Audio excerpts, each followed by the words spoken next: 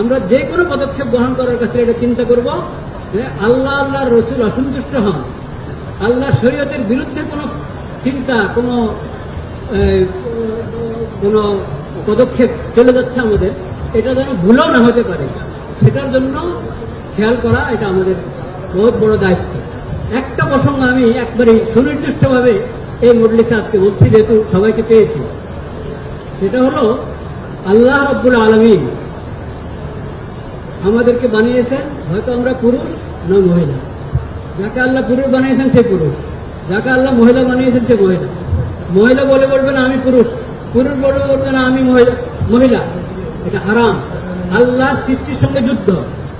এটার কিছু আভাস গত সরকার থেকে আমরা দেখতে পেয়েছি, আরো হালকা ছিল মধ্যে তা না, কিন্তু গত সরকারে এই মাদের যে সরকারটা কি এটাকে বলে, হ্যাঁ এই সরকারের সময় এটার অনেক আলামত দেখা গেছে। এটার আমরা তীব্র প্রতিবাদ করছি। আজকের এই ইফতারের মাহফিলে দোয়া কবুলের সময় এটার আমরা তীব্র প্রতিবাদ করছি। এটাকে যেন এদেশে কোনো সুযোগ দেওয়া না হয়। আল্লাহ যাকে পুরুষ বানিয়েছেন সে পুরুষ, আল্লাহ যাকে মহিলা বানিয়েছেন সে মহিলা।